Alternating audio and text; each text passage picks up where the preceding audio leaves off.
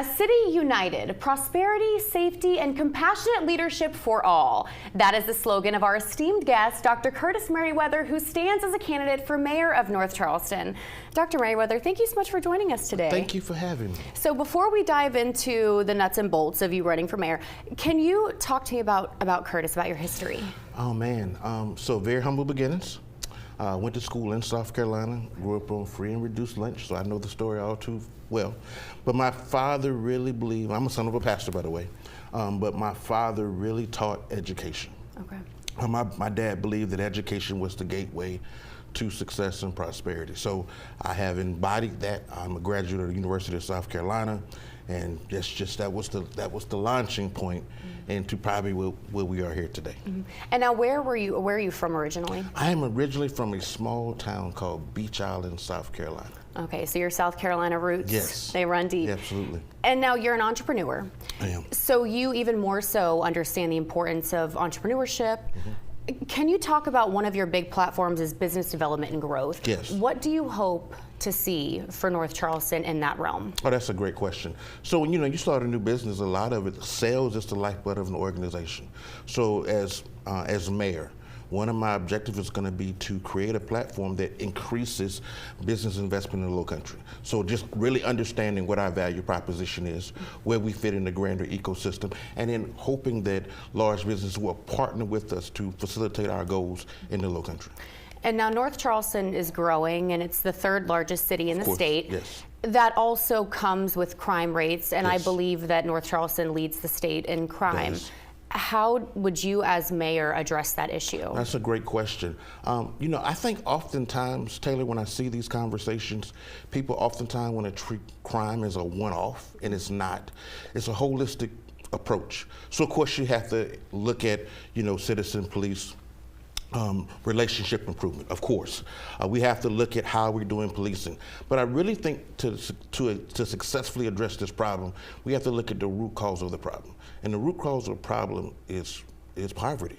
So you have to address the food insecurity. You have to address the affordable housing. When people's basic psychological or sociological needs are not being met, crime is a byproduct. So as we deal with the base, so I call it the base of the pyramid, we can build on top of it. So we have to meet the needs of the citizens. And I believe if we do that, I think you'll see a drastic reduction in crime. So you mentioned food insecurity. Mm-hmm. How would you address that issue? I would look at, number one, we have to find a right-sized grocer in the area where there's a food desert. If you go to the USDA map, it will show you all the food deserts in the region. So we have to, number one, put a appropriate grocer in that market that will meet the needs of those citizens. The second thing we would look at is a food bank grocer partnership. So to make sure we can drive down the cost. And there's been a lot of doctoral studies done to look at how this actually builds a sustainable food ecosystem. Mm-hmm. And then we're looking at, partner people like Food for the Soul, where they can take food that is not perishing, but food that would be thrown away, and how we can actually refactor that in a way that's smart, providing great meals at a drastically reduced cost. And now also affordable housing. Mm-hmm. You mentioned that also plays into crime, poverty. Right. What are some things you would implement? Absolutely. We have to bring down the cost of capital for the developers. Mm-hmm. So if their financing cost is high, it's no wonder that you're going to see an $2,000 apartment. Mm-hmm. So if I can bring down the cost of housing and then come up with a probability, say it's 30, 40, 50%, if we give you government subsidy, that we can bring down the cost, but that no kidding cost has to reach the consumer. Because oftentimes cities will go and they'll do these programs, but it's not felt downstream. Mm-hmm. So we got to put in protocols in place, and that's just one. Mm-hmm. The other thing is also looking at the existing stock and rehabilitating, rehabbing, repositioning some of our current property versus just tearing down buildings, which you see in a lot of cities. Let's actually refactor and reposition our current existing stock. So those are just two potential ways that we can bring down housing costs in North Charleston.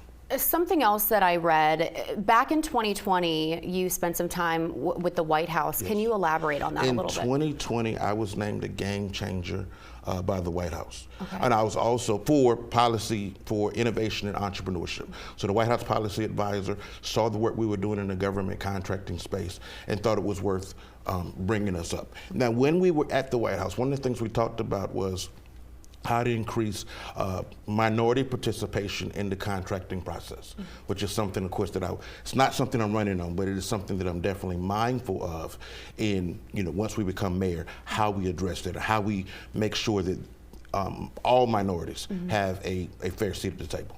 For our viewers, if they want to find out more information, support you, where can they go? You can go to merriweatherformayor.com. Not Mayweather, I'm not related to Floyd, but Merriweather, MERRIWEATHER, for mayor.com. You can volunteer, you can support financially, so there's a bunch of different ways that you can get involved and get engaged with the campaign. We will put all that information down for you below, and we hope to see you back here when we get a little bit closer to election time. But Dr. Curtis, thank you so much for sitting with us today. Thank you. Absolutely. We're back in 2 minutes.